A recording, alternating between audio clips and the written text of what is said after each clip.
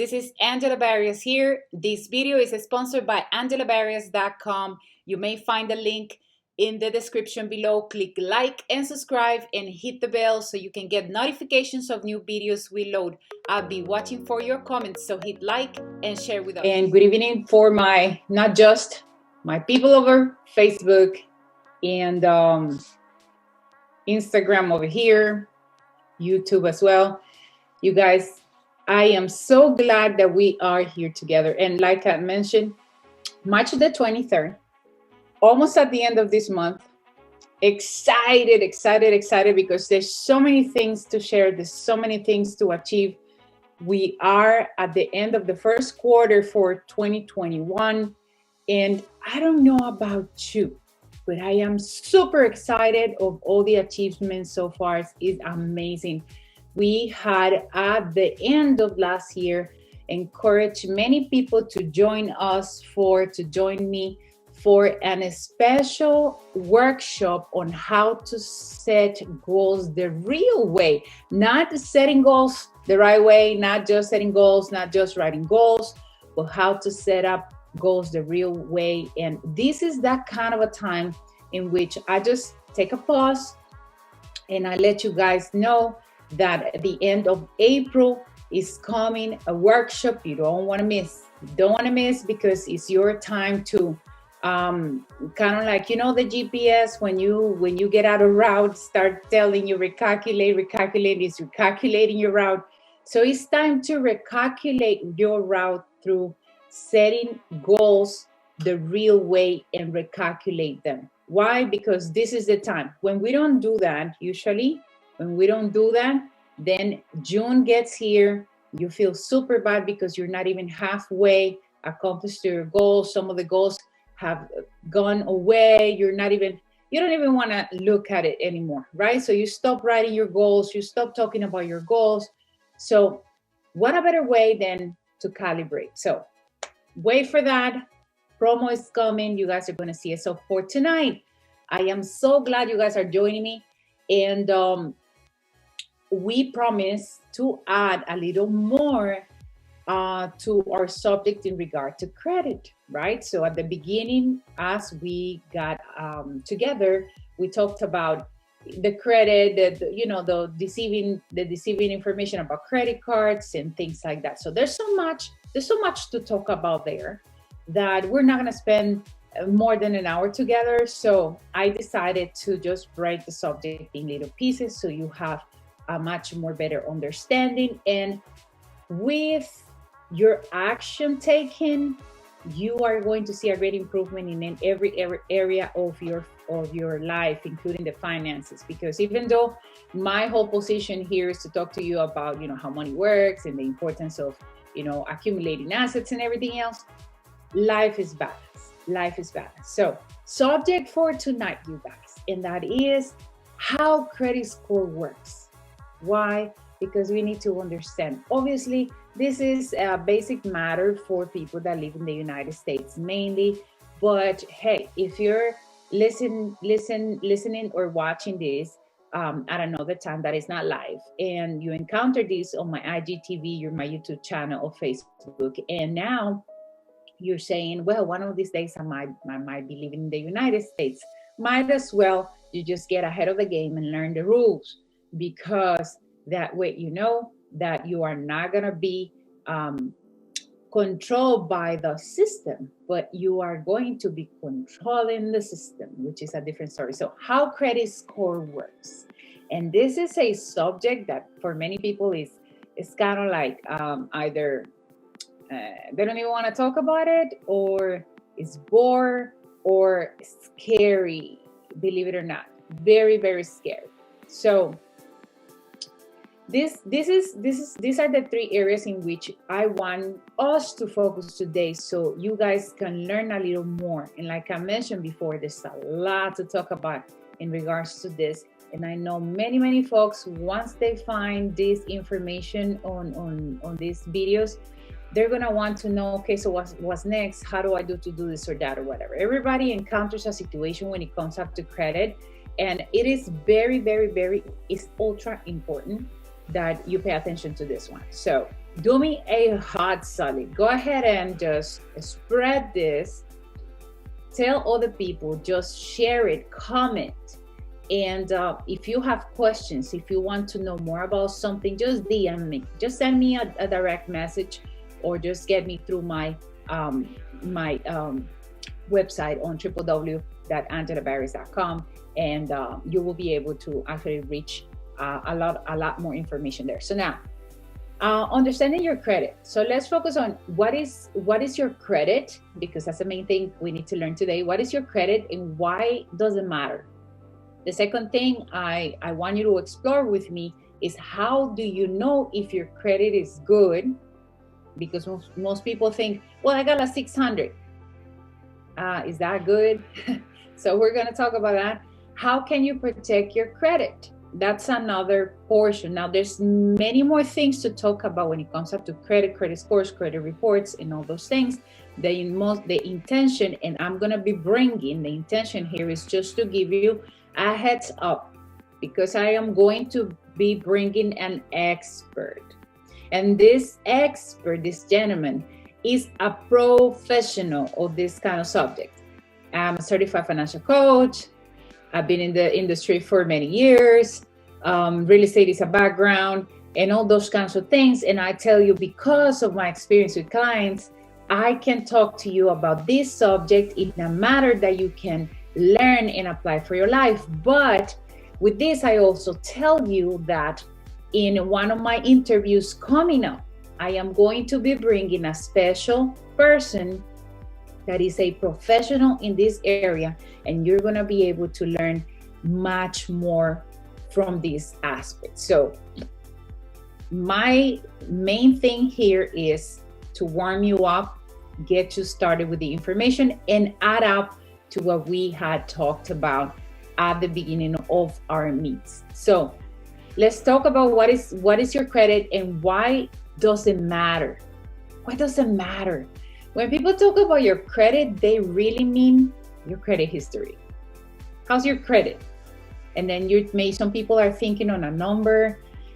They're talking about your credit history, everything that compiles your name, your social security number, and whatever you have done here throughout your life. Now, your credit history describes how you use your money. It is possible to live without credit. Yes, I know some people that don't need credit to live. They actually live very well. But it is also important to dominate this subject, because we live in a society in which this is part of the system. And so my intention here is to empower you. My intention here is for you to gain something, and for you to be able to tweak whatever situation you're having, or that you will be able to apply what you learn here and run with it. Just take action. That's the whole thing of our meets here on Tuesdays and Saturdays and Thursdays. Okay, so now every Tuesday when we bring a subject is for you to take whatever you gain from here and apply it. It all works together. So if we say that your credit history is whatever you've done, meaning your behavior when it comes up to how you use your money, then we have to think that how we use your money matters, right? So we talked about that at another time. So for example, this is what it means when we're talking about your credit history. How many credit cards do you have? That's important. How many? It's not the same to have 1 or 10 or 15, believe me. How many loans do you have? In kind of loans. Is it a mortgage? Is it a car loan? Is it an equity, a line of credit? What is it? What kind of a loan do you have? All those, that causes an impact. And do you pay your bills on time? How much do you pay every month? Do you pay your bills in full? Like how exactly is your behavior?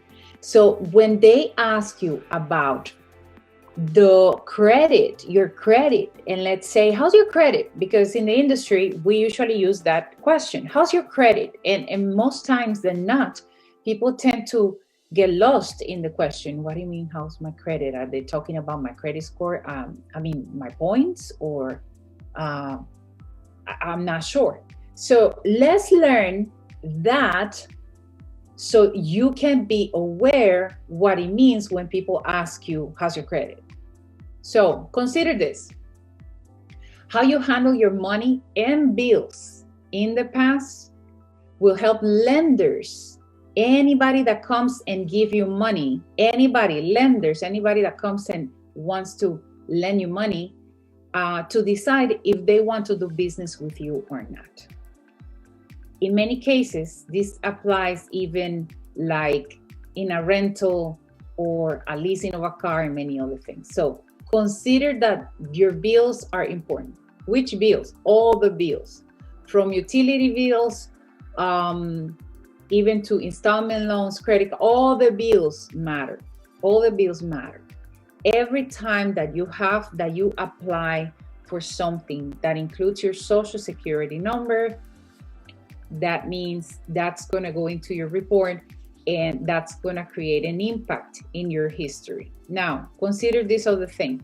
Your credit history also helps determine what interest rate they will charge you. So for many folks trying to buy a house for the first time or even the second time, this is one thing that hurts a lot, because it's not the same to have a great credit score and report than having a so-so or a low score. So that interest rate might mean a lot of your money exiting your pocket, a lot of your money exiting your bank accounts if you are not handling, if you don't have a healthy report and a healthy credit score. Consider this other thing.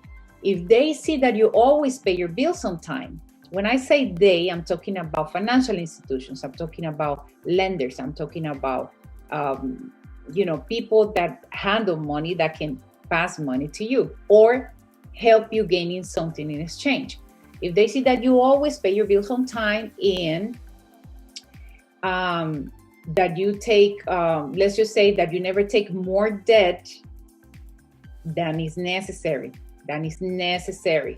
And you know that when it comes up to debt, I always tell you have to get out of debt, but there is sometimes a necessary debt, right? Like the necessary debt is you have no other choice but to buy a car. And instead of you buying the $65,000, $80,000 car, you're just going to go ahead and buy yourself a car that will, be reliable, but it's not going to be that expensive. You're not going to get into a $30,000, $40,000 car if you don't have the ability to pay for that. So if they consider that you never take more debt than what you can pay back, they will generally feel comfortable. It's a confidence that you provide to them. It's like, well, this person will never engage in more than this person can take. And that is it's kind of like a wise position to project. All right, so I do have plenty of savings. I just need this loan, but it's according to my level of income. I never go beyond what I can afford. And I always think 2-3 months ahead in case of a situation happens, right? Like we had last year. Another thing I want you to consider is lenders, financial institutions, etc. They will, if they see that you are late on your payments, and that will show up on your credit report. If they see you're late on your payments one or more times, one time it's already twice you're getting disqualified, 3 times they won't even look at you. That means your capacity, your ability to repay is not a trustworthy position. You might not have your priorities right, or whatever it is that happens in your life, you're just not ready to take up on more. So before they even think on lending you money, getting you a car, or doing anything of the like, they just decide they're not gonna take you in. That's why sometimes you go to the dealership. And of course, salesmen, they are salesmen, right? Salespeople, they're salespeople. And when they are into this sale mode, all they are there for is to collect a commission. They're not there to help you gain a status. They're not there because it is important for you to have a reliable transportation. They just see a number, and that percentage is what matters. So many dealerships, they compete in numbers. And what happens is when you get there and they're trying to convince you to buy something, they will tell you, don't worry, we will make this happen. Throughout this process, what's going to happen is they're going to hit your credit 11, 10, 12 times, whatever times, because they're going to try to find some lender that will take the risk of lending you money, despite of the fact that you don't have enough income, despite of the fact that you pay late twice or three times your car. So you have to understand that all this, even though you want the car, even though you want to get to that level, sometimes it's not the wisest thing to do, right? So why? Because at the end, what's going to happen is that interest is going to start kicking in and it's going to impact your credit, right? And your payment, and the amount of money you retain, and the possibility of you not being able to pay for that car because it's going to be unaffordable. So that's just to give you an example. So consider that. Consider that all these tips are in the back hand when somebody's pulling your credit to see if they can lend you, to see if you're trustworthy, right? So who cares about your credit history? The reason why we're talking about all this is because we play with this every single day. Some people are even scared to talk about credit. They get a credit card offer on the mail, and they look at it, and even beyond getting prepared to apply, they just apply because somebody said it's good to have a credit card to build credit, which is not the case. So who cares about your credit history? This is important because there are many people involved in this kind of game. I always call it a game because I want you to understand that as a coach, this kind of subject is not a subject for you to take it extremely seriously. It's a subject for you to play with. What I mean by that is, like, it's not that it's not important, it's that it's so important that you cannot just live by this. There are some people that just live by this credit. I just mentioned at the beginning that I have clients that don't live off of credit. They live off of cash. And it is possible to live like that. Now, it is your choosing whether you live and learn to live with credit and credit information and credit report and be responsible, or if you start playing this game, play rough, and then you won't be able to actually, repair your credit for a long time, harms a lot of people. So who cares about your credit history? Lenders, like I mentioned before. So who lends money? The bank, financial institutions, credit unions, private lenders, pool of investors, all of them care for that. Landlords. As a landlord that I have been, I always consider that. I don't dare to actually rent a property to somebody that doesn't have good credit, because I will not risk my ownership position because somebody cannot pay their rent. And when I look into if your behavior is that you have a lot of delays, that you have a lot of credit cards, that you have a lot of inquiries, then I just disqualify the actual candidate. I do it, believe me. Other people are even rougher. Now, when they allow somebody in the landlord position, when a landlord allows somebody to take upon a rent, despite of that fact, believe me, every landlord is going to make you pay extra, either not higher rent, but extra rent, okay? Because they really need to make sure that you will not default on your responsibility. Insurance companies, they look into that. They look into how you're, like, especially insurance companies like auto insurance companies. They want to make sure that you will not default. Potential employers. Listen, many years ago, you will get an employment not based on your credit report. It was based on a referral. It was based on a good word that somebody gave for you, somebody put in for you. But the past 20 years, especially after the September 11 attacks, things changed tremendously. And the value of your credit report, your history, your credit score is tied into whether you can be an employee of a company or not. And it took a lot of people by surprise, but the industry started to change, starting to make that switch. And most people didn't feel it until they started applying for new jobs, and they realized they were not being taken. And it's because who wants an employee full of problems? So in other words, you come to work, but you don't use the money you get in a wise way. So it just talks about character. So whether it is fair or unfair, because some people have gone through situations, not necessarily on purpose. We always get what's fair in our life. I always say that, right? We always get what we want. And we are where we are because we've decided that's the kind of behavior and that's the kind of thinking we have about life. So some companies look into the credit history, and depending on the industry, they will be a little bit more lenient or not. So you have to consider that. Your credit history can make a big difference in many instances. So let me tell you, if you're going to work in the banking industry, you have bad credit scores and bad credit reports, they won't take you in.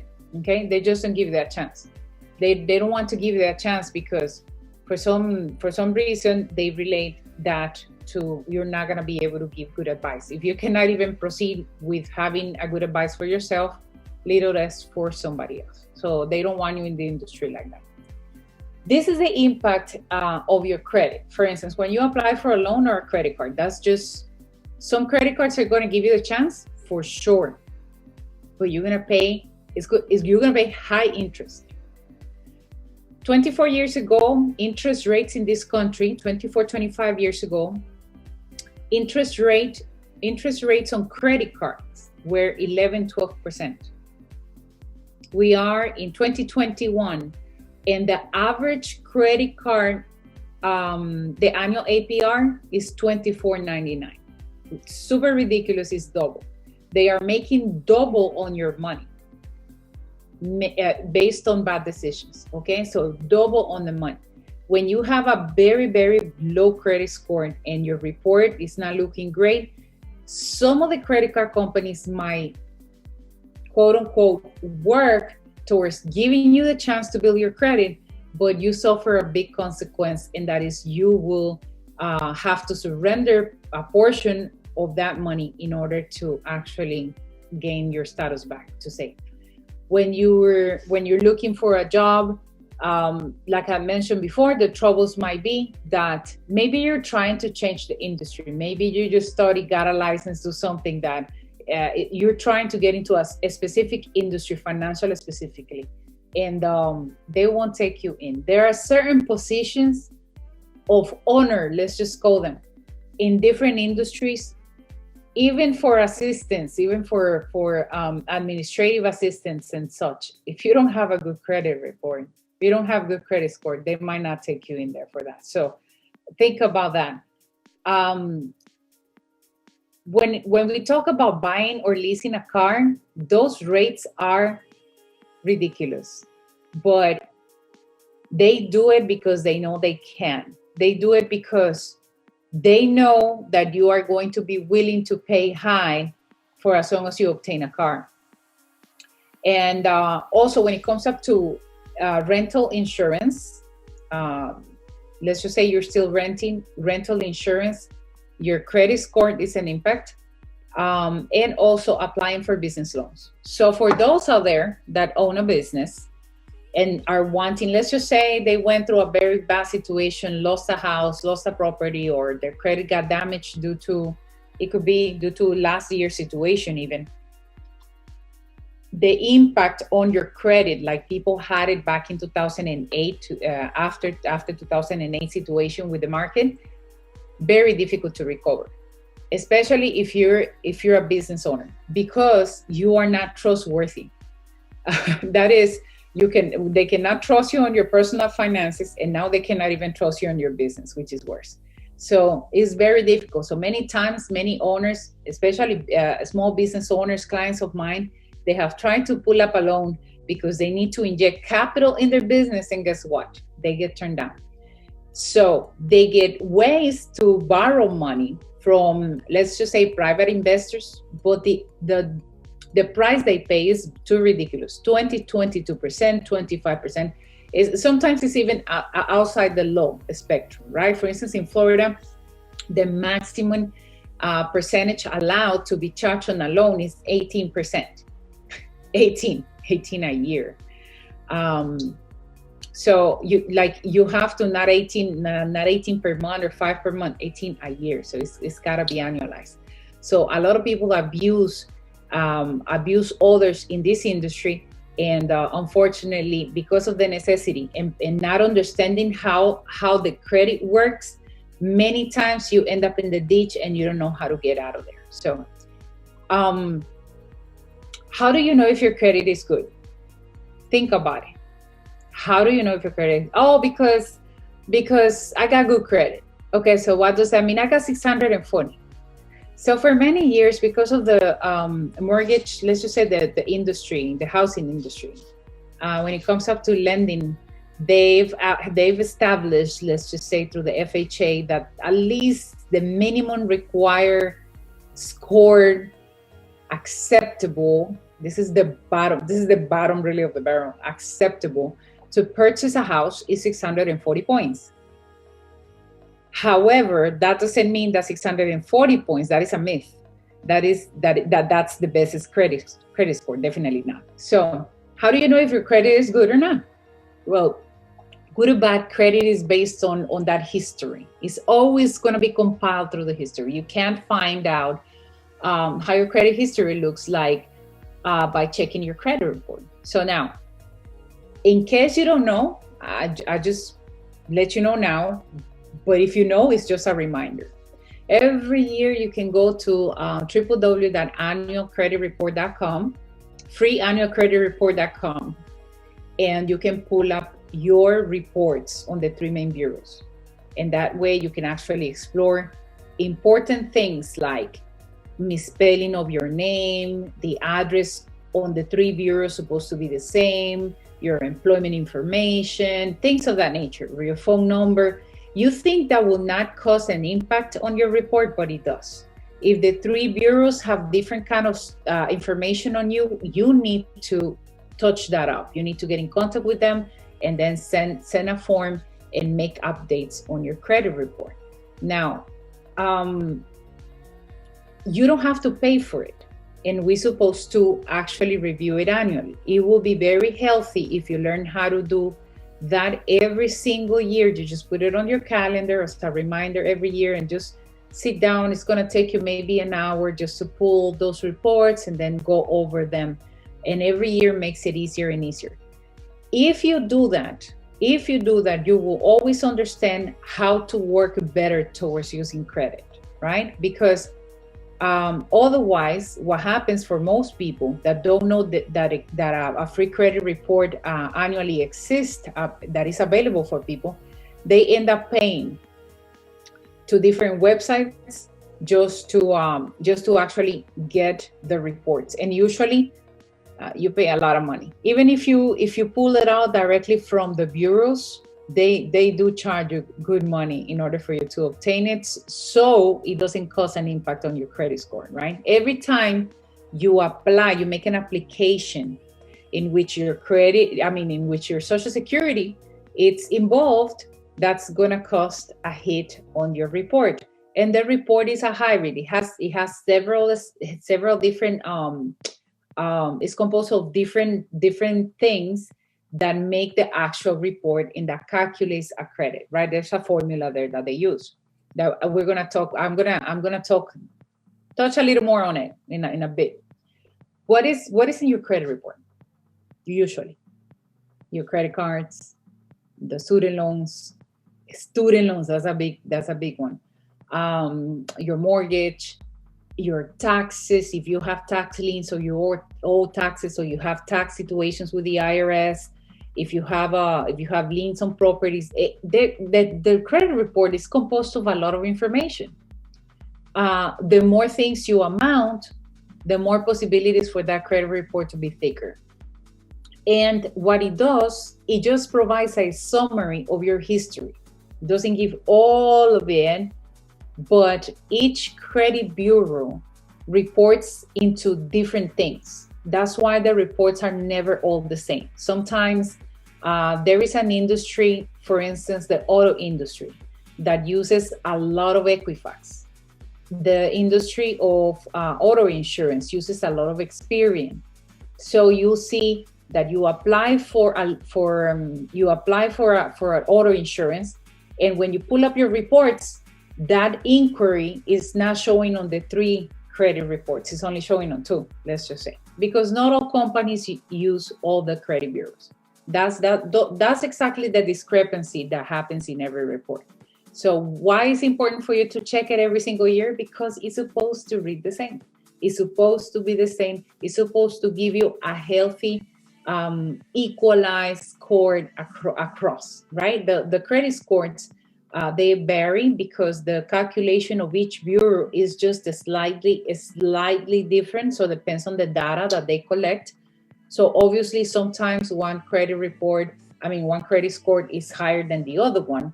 And then you question why, but it's because of the data. It's because of the data. There is a reporting, a statistic report that they use, a system, a software that allows them to calculate.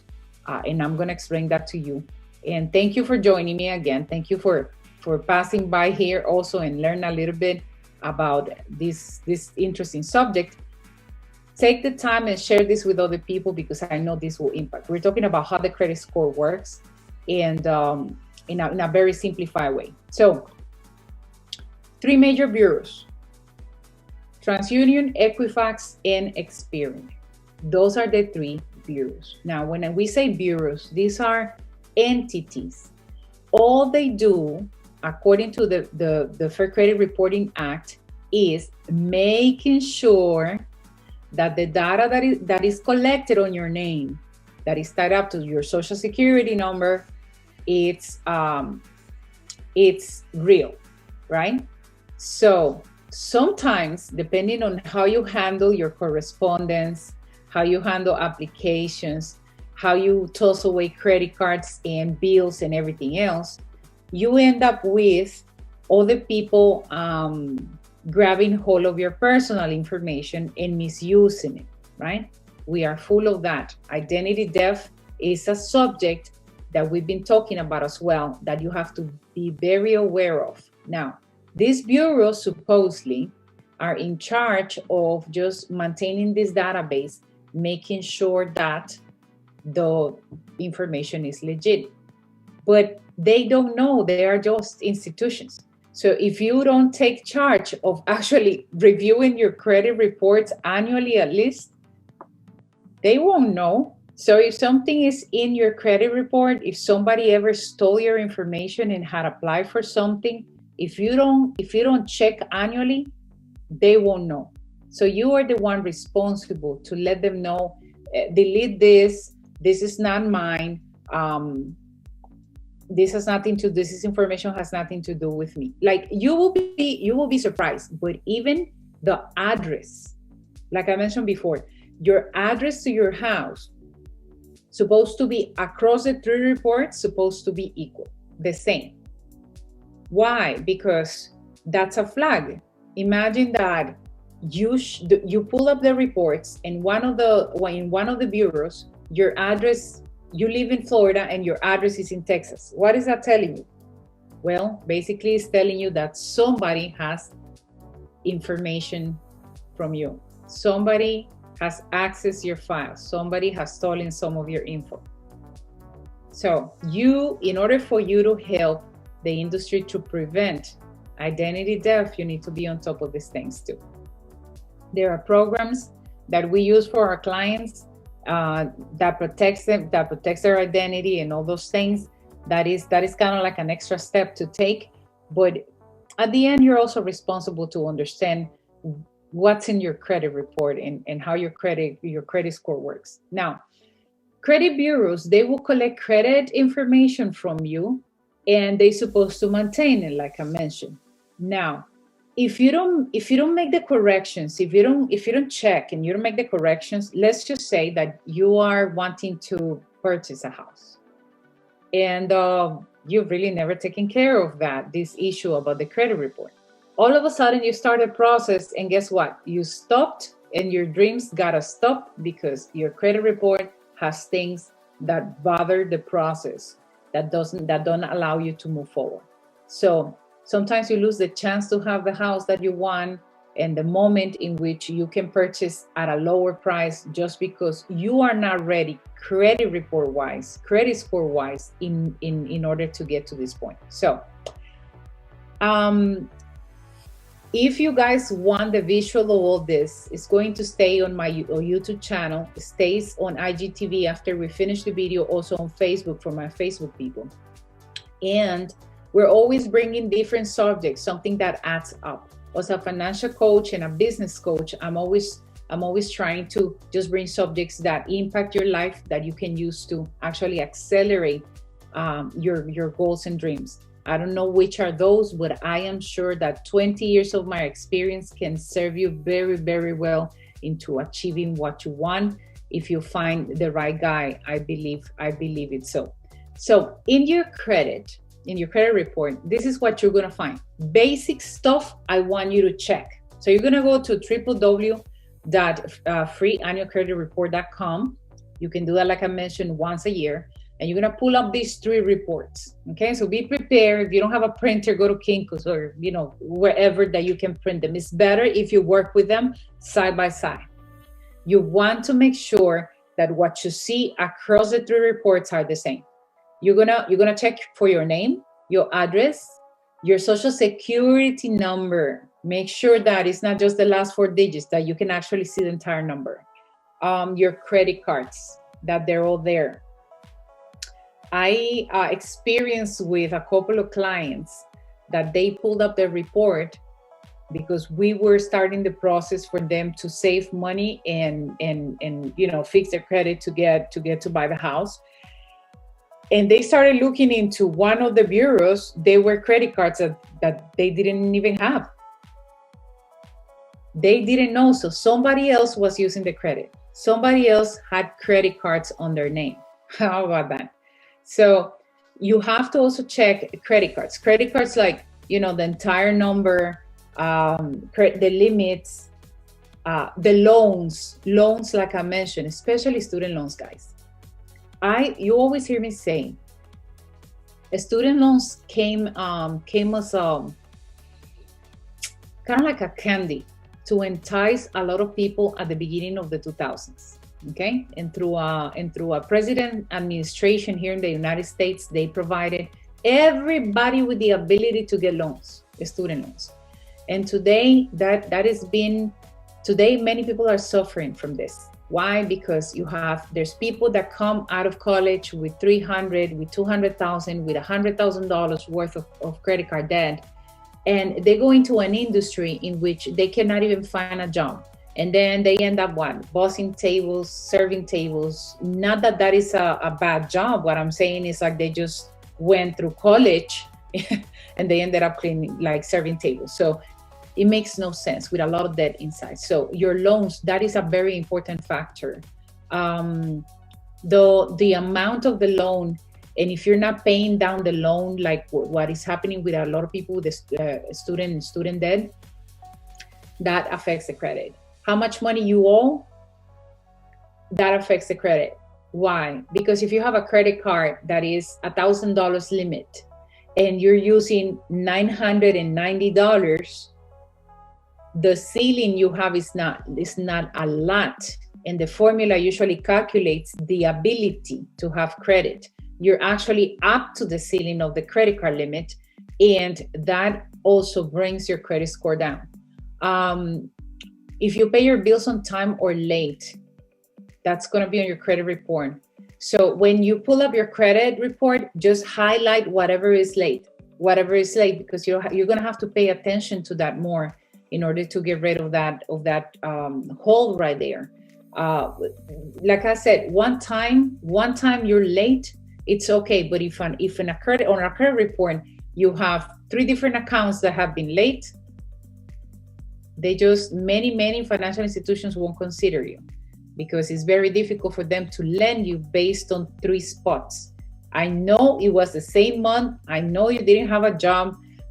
Sometimes you're able to justify it, but they just don't like it. Now, if you go 2 months, if you go 3 months, you're completely disqualified. The 90 days rule is for them, 60 to 90 days being behind is just something they don't accept. Okay.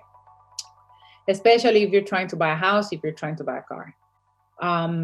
If you have filed bankruptcy, that stays in your credit report 7 years. But I have seen cases in which the bankruptcy stays for 10 years, you guys. So that affects tremendously the possibility for people to purchase a house. They had to get rid of what I had back then because of the industry fail us, okay? But we also failed to make better decisions back then. And now they have a bankruptcy. There are cases in which people have to divorce and they have no other choice but to file bankruptcy to clean the situation they're having in the past. So that is going to show up on the credit report. Unfortunately, that's the price that sometimes you got to pay. And that is going to be a stain there for 7 years. If you have a bankruptcy, chances of getting a loan are very, very difficult. There are possibilities, but like I mentioned, when it comes up to possibilities of borrowing something that you don't supposed to borrow, what are they going to do? They're going to tag you high. They're going to give you a high ticket price, and that's going to come through the interest. Now you're not going to be on the regular industry 3.25, 3.75, 4.25. Now, no, you're not going to pay those interest rates. You're going to pay 20%, 18%, 22%. And like I mentioned, the average credit card APR right now is $24.99, which is ridiculous. Okay, that is ridiculous. Something else, guys. Other businesses pay credit bureaus. Like this is what the majority of the industry does. They pay the credit bureau to use that information they collect. So this is where I want you to tag the information I'm giving you. So you have a social security number, you have your information, and you're applying for things, right? Now, there are companies that are collecting your information, right? And they are reporting to the bureaus. The bureaus keep this information supposedly up to date. Remember, supposedly these are institutions. You're supposed to be in charge of your own information. So any inaccuracy, you have to cure. It has to come from you. Now, businesses, what they do, like bank institutions and such, they just pay the bureaus to retrieve the data. Why? Because when Maria Fernandez comes to apply, and I said a Hispanic name, but let's just call it, when Joe came to apply for a loan, and Joe has an income of $60,000, and Joe's been in the same industry for like 20 years, and he has a mild credit card debt and stuff.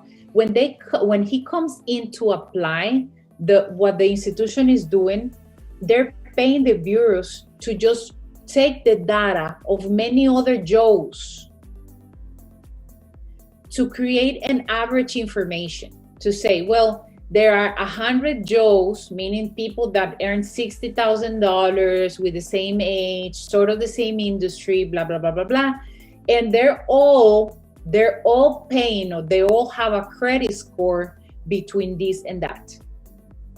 So when Joe comes to apply, if he falls within the criteria, they will have no opposition to lend money to Joe.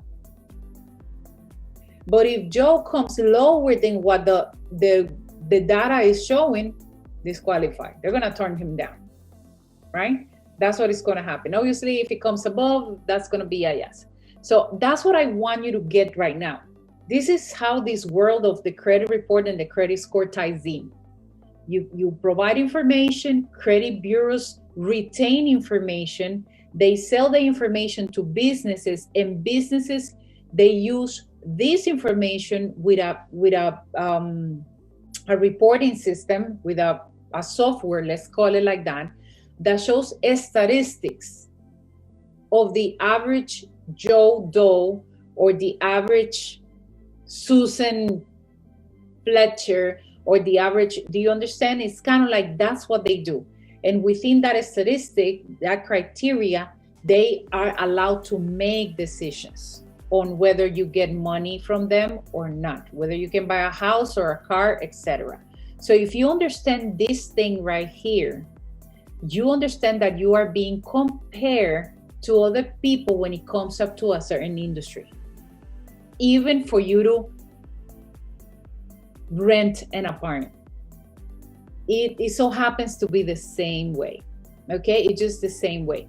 So they run a credit check, and if it falls within the criteria, like I mentioned, you're good to go. If you're too much to the lowest portion of that criteria, they might impose some requirements. Like I mentioned, as a landlord, my requirement might be extra 2 months worth of rent. Why? Because I'm thinking, if I'm looking at the report and the person is kind of like 2 months behind on 2 accounts, but they do need the rent, what am I going to do? I'm going to make sure that these people pay me ahead of time in case I have to evict them. So that's how it happens. Okay, so it's the same for the auto industry, the same for the mortgage industry, the same for any kind of loans, hard money loans for people that want to flip houses, etc. Same thing. I'm going to give you a tip. The credit bureaus must make sure that the information they collect about is accurate. So, according to the Fair Credit Reporting Act, which is a federal law, you might want to check regularly. Now, when I say regularly, it's not every 3 months. Why? Because as a financial coach, I'm never going to tell you, go ahead and sign up for a credit monitoring system that's charging you $14.95 or $25 a month or whatever. You don't need to check your credit score and your report every single month unless you are in a specific program for 6 months to a year. And I will handle this very carefully, in which you are trying to improve your credit. But that is just for that period of time. Other than that, free annual credit report.com should be sufficient. And if you, there is Credit Karma. I know a lot of people have this, and Credit Karma kind of like gives you an idea of what's happening. It works, for some people works, okay? But the reality is you don't have to pay for no report in a specific. So if there is an inaccuracy on your reports, you have to fill up a form for each bureau. You have to send that mail certified, right? And like I mentioned, in one of my interviews coming up in the following weeks, I'm gonna have an expert in this subject. He's an expert, certified, worked many, many years in this industry, and you really wanna hear what he has to say about this. But you have the law on your side, and what it means is, like, if you find something on your reports that is not yours, you can dispute that and get it clean. Once it's cleaned up, that recalculates your data, that might improve your credit score. Okay, so if you want to learn more about this, we're going to be bringing more information in future live encounters. Now, you have the right to get a free copy, right? So just mark the calendar and make sure you do that every single year. Like I said, at the beginning, it's going to be a couple of hours because it's a lot to take in. But with the years, it becomes very, very easy. If you don't want to do it all by yourself, you can always hire a financial coach to help you, right? But you should be able to do it by yourself. Every 12 months is the best. Now, let's talk about the other most important subject. This is where I wanted to get. What is a credit score? So the credit score is the number calculated based on the information that the institutions find on your credit report. So you see, like I mentioned, they do have a software, and this software calculate statistics, and depending on each section of your report, there is a credit score based on that. So this score helps predict how likely you are to repay a loan. Of course, it's simpler because if you have a 760 points, for instance, we all understand you're in a very good credit category, so you're trustworthy to pay for whatever it is that you are committing to borrow. Um, so most lenders use something that you might have heard of. It's called the FICO, FICO, FICO score. So there are different other kinds of scores, but this is the most common one for you to know, for you to learn. Calculating the score is not difficult. I always teach this to my clients when we are in the process of getting out of debt. I teach this in my Get Out of Debt workshop. So if you ever want to participate on it so you can actually learn and apply, you're more than welcome. In reality, the companies first pull the information from the credit report, and then they calculate based on that comparison that I mentioned to you before. So they want to look into how much money you owe, because if you owe more, your debt to income ratio is extremely important. When I said debt to income ratio that I have mentioned before, I'm going to make a stop right here because it's important. If you make $5,000 a month and your debt compared to the income is more, it goes by percentage, is more or very close to what you're making, you are at risk, and you are not a trustworthy person to be lent money to, because you don't have wiggle room. There's no wiggle room, right? So this is your income, these are your expenses.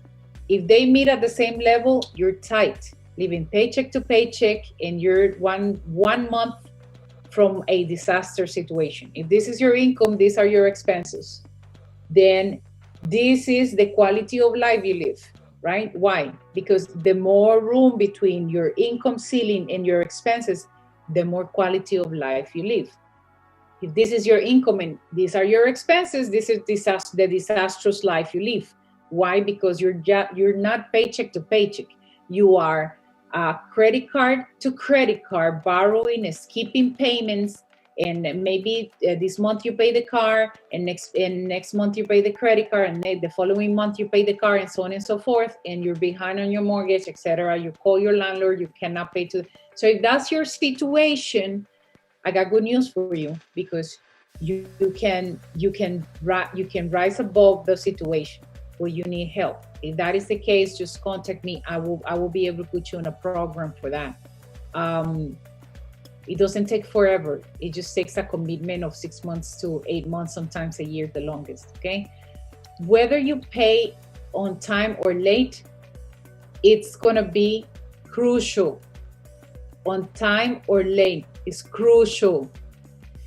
Whether you pay the minimum or the full statement balance is also crucial. It's not the same that you have a credit card of $3,000 limit and you spend $1,000 for the month, and they send you the statement, and you, instead of paying the $1,000, you just pay $200. That's also reading a way of living. So you don't care of spending a little bit more money on the rest of the money that you are being financed on.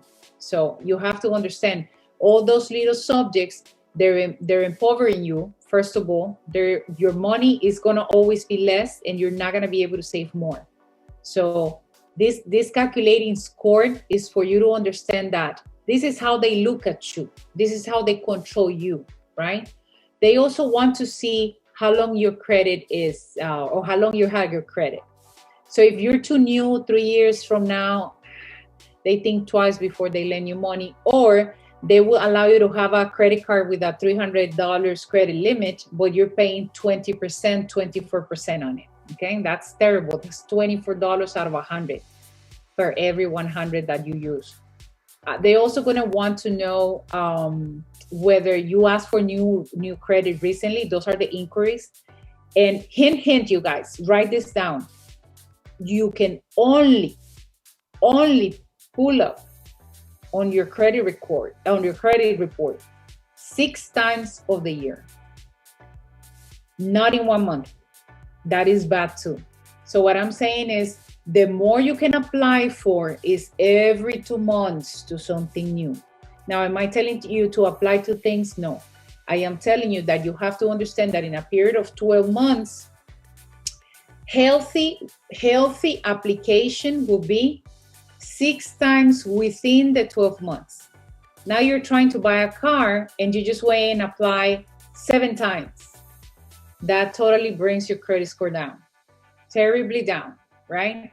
Why? Because first of all, you don't have a good credit score, and now because of all the hits, your credit score takes a hit tremendously. It goes down. It's very difficult to recover. Every time the dealership tells you it is okay if you buy a car, you're building credit, is a lie. I want you to understand that. There is not such a thing like you build credit by buying a car.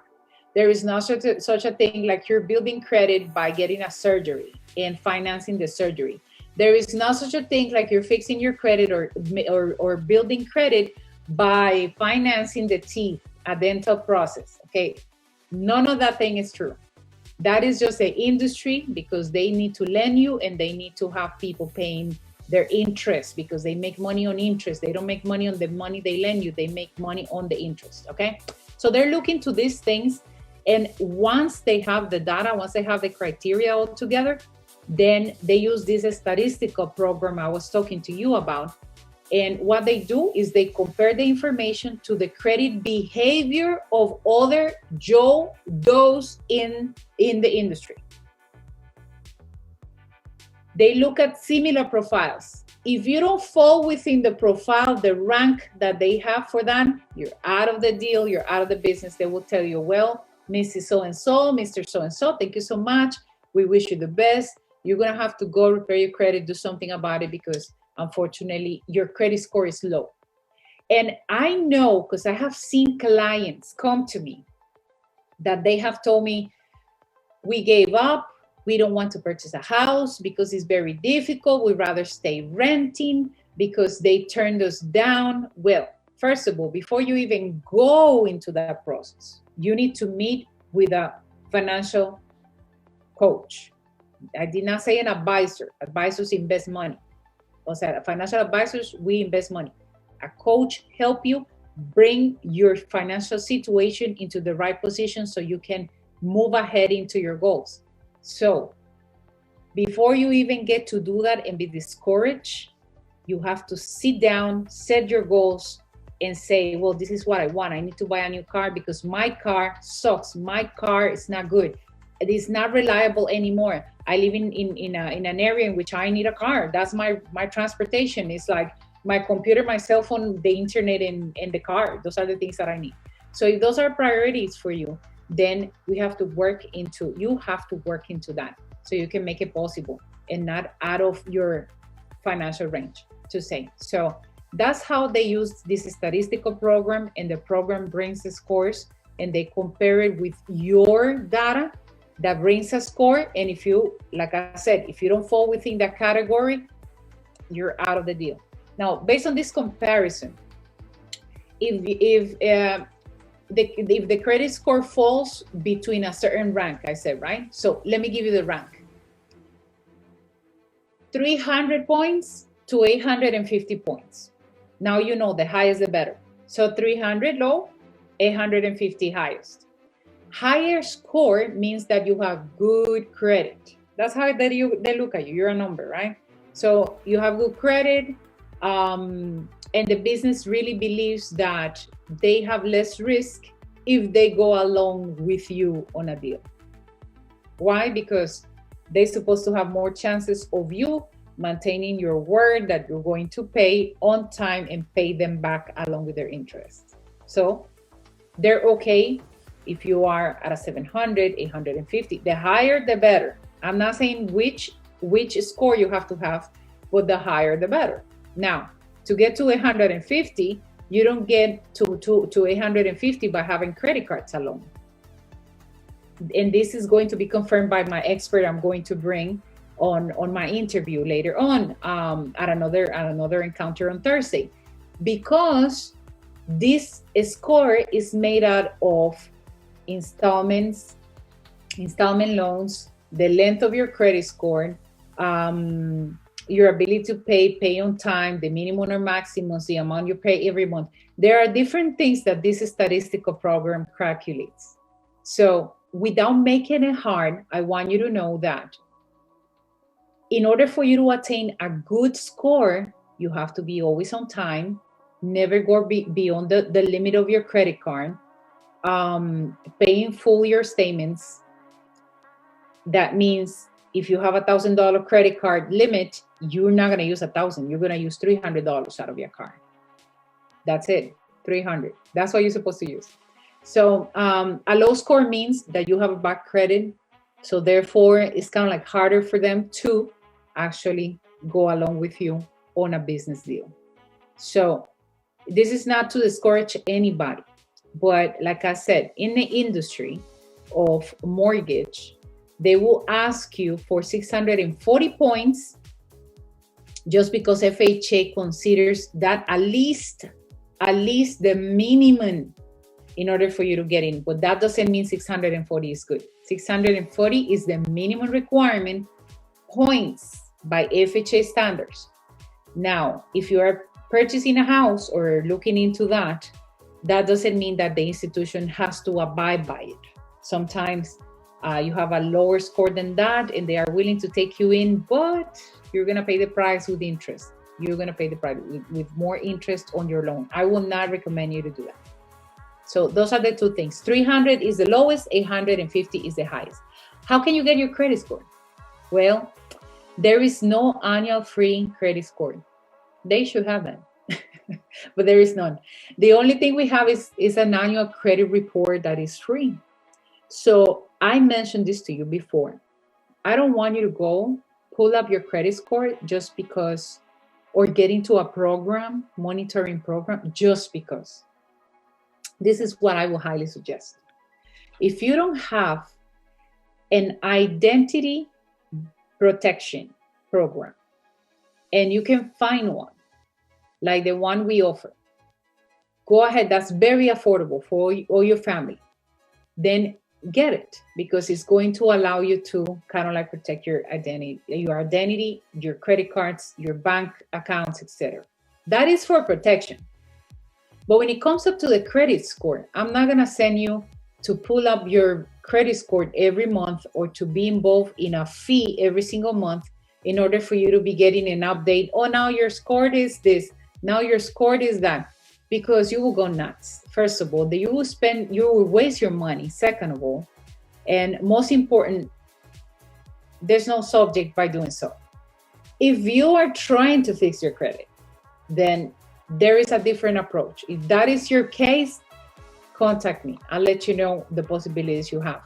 But just don't go along trying to do it, because most people, what you do when you're trying to fix your credit score is like you end up doing the wrong thing all the time. So you don't need to pull up your credit score. If you are going on a specific subject or goal, yes, of course. And how do you know? First, learn more, investigate. We are going to be bringing in our next talk, not next week, but in our next talk when it refers to credit, I'm going to be adding how to protect your credit and what to do when the credit is damaged. That's going to be the next subject when we add this up, so stay pending. And like I mentioned to you guys, this meet right here in English session, right? Every week, one subject, so you can learn, so you can partake, so you can share with other people. Do me that great favor. If you learn something today with me, write down, send a message, put it on your Instagram and tag me. Let me know that this is important for you, that is being of help. Send it to other people, share it. We're meeting every single Tuesday, 8 p.m. Eastern Standard Time here because I'm in Florida. And every Saturday, 2 p.m. for Spanish speakers, same subject, but new subject every week. And Thursdays, you guys, Thursdays, I'm bringing my guests at 8 o'clock just because it's a huge encouragement that I'm going to bring, not just for the people that are there, but for many, many other people that are been asking. And I am going to show you with my guests. Every guest that I bring makes more than $100,000 a year. And I want you to know that these people make their own way, and they know what it is to be at different levels of life. They make their own mistakes, and they got to a level of six-figure incomes in many different ranges there. So why am I bringing them to talk? Because I want you to see the impact that causes in the financial area decisions you make in your own career, right? It's not all about money, it's about balance. So stay pending, you guys. Thank you for being with me today, and I expect your presence next Tuesday. Be together. Guys, I'll leave you. The video stays in IGTV, also my YouTube channel, and you can encounter everything about these subjects into IGTV. There's more to talk about. And thank you for being with me. If you want to know about any specific subject, just go ahead, send me a message. And for now, you have a wonderful evening. Enjoy with your family, set up your goals, and stay pending. Workshops are coming your way. Angela Barrios here, your financial and business coach. And thank you for being tonight, sharing all this time. I wish you the best. Have a good night.